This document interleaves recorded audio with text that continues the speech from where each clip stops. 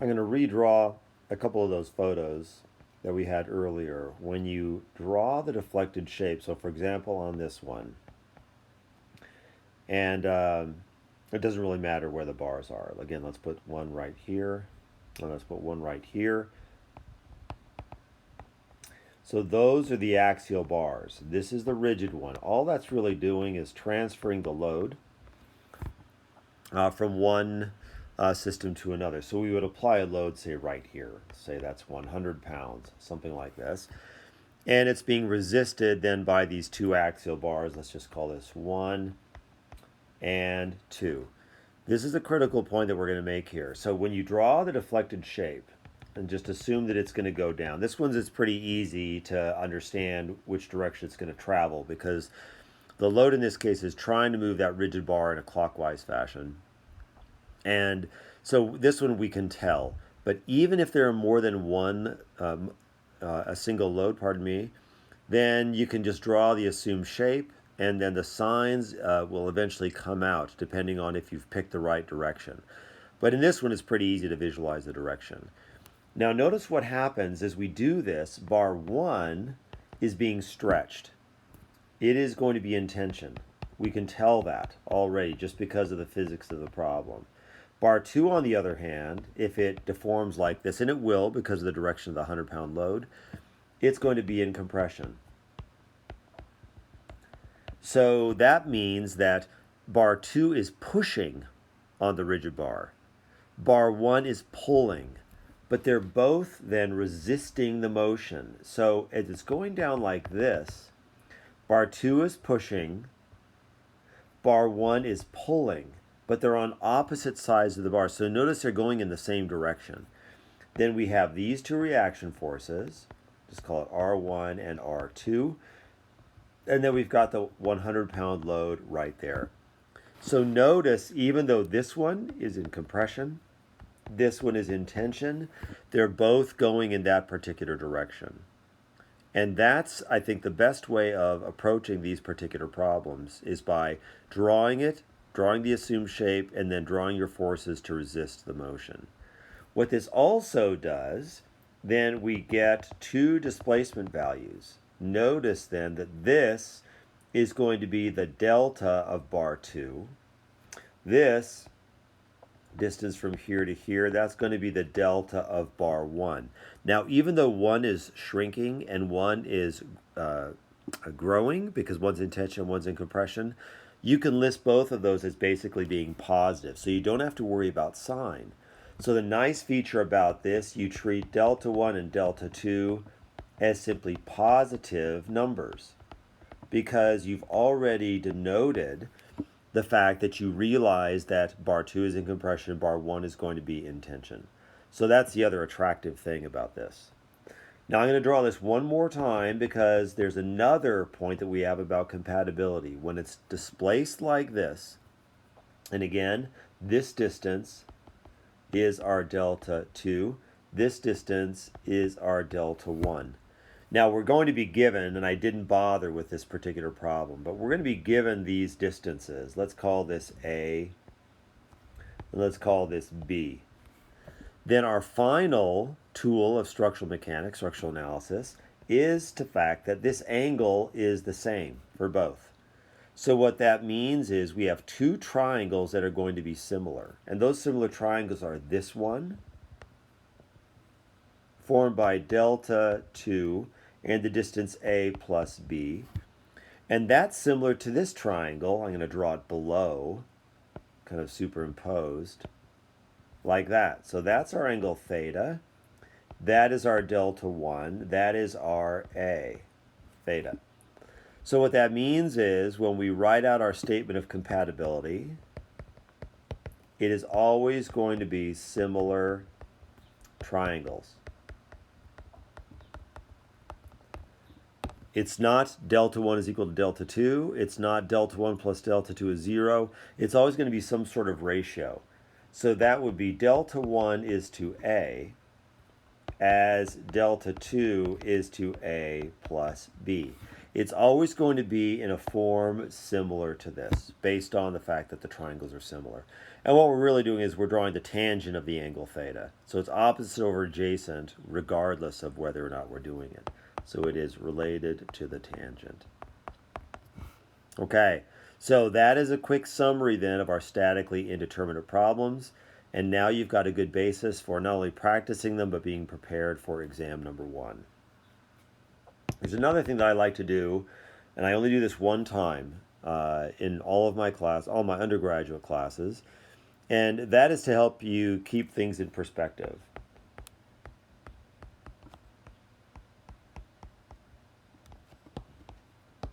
Exams. And as I mentioned, I'm only going to say this one time. But this is my philosophy on where this exam, where all of your exams really in your college career kind of fit. What I'm going to do is I'm going to draw a giant circle. And that circle represents your life. In fact, it is the circle of life. And yes, I know that was in Lion King, but those guys at Disney ripped me off. And if I had the money, I would sue them to recover damages because it's been so wounding to me. No, just kidding. I've gotten over it. But what I want to do now is darken in some little areas of your life that have maybe kind of been important to you or meant something to you during your life. So when you die, we don't want to talk about that too much, but when you die, it's going to be full. When dead, that's going to be full. It's full of all the big events in your life. Now, I don't know any of you, probably, certainly not in very much detail, but I'm going to give you a couple of examples. So let's go ahead and give a couple. So you graduate from high school, like so. That may not seem like a big deal to you because a lot of people in your sphere do it, but it is a big deal. 100 years ago, it was a little bit of a rarity, and that is an accomplishment. So that's certainly something that you can take some sort of pride in. You get your driver's license. That is a big deal. You are moving 2 tons of steel down I-25 at 75 miles an hour. And not only are you doing that, but there are 10 other people all around you that are driving at the same rate. And one little mistake and you could be in big trouble. That is a huge responsibility if you kind of take yourself out of the current mindset and just look at what goes on as we travel in these machines down these roads. It's kind of incredible. So that is a huge deal, a very big deal. I'm going to make one now that may or may not happen to you. I hope that it does.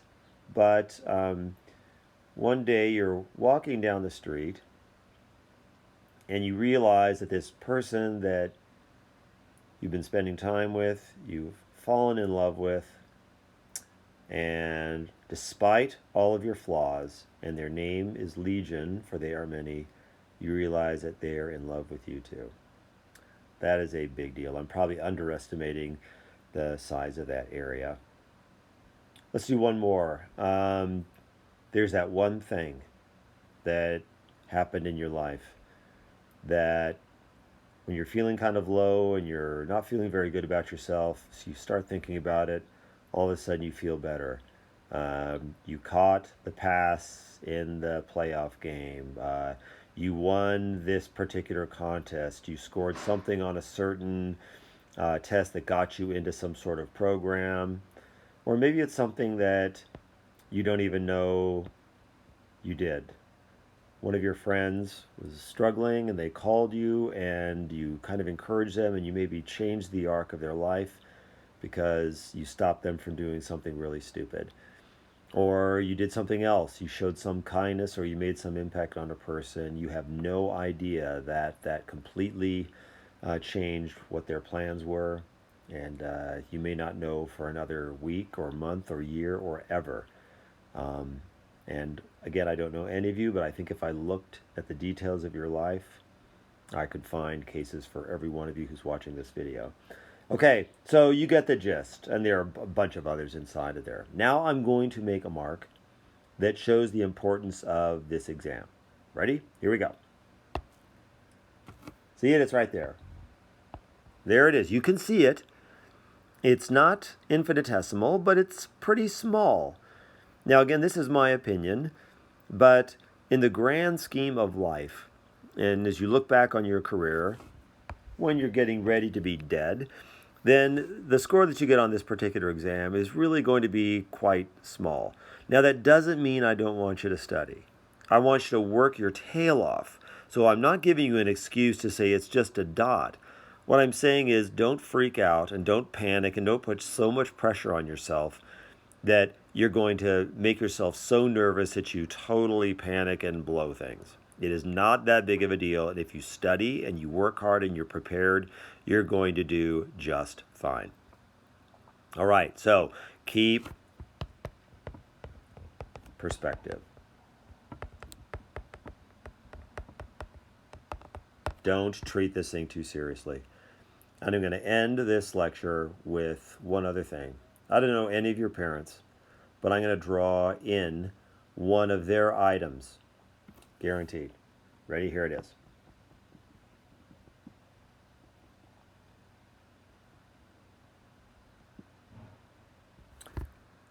You know what that is? That's you. Regardless of what your relationship is like with them and how many kids, I guarantee you that you're one of the bright spots in their life. I promise. You can ask them sometime, but maybe you should wait till after they've had a couple glasses of wine, or they're going to lie to you and say, no, it's not that big of a deal. But in their heart of hearts, you know it's true. Okay, enough of that. Now, in part D, when this comes, I'm going to do that separately. And that's strictly going to be talking about the exam. So when we get to that point, I will label it something like Part D, Exam 1 Details, or something like that.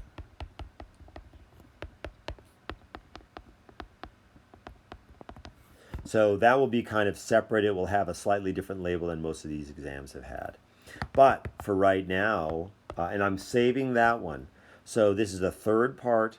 That's going to close us out. The fourth part will have the exam details. So the next time we talk, we'll be on to the next lecture. We'll see you then.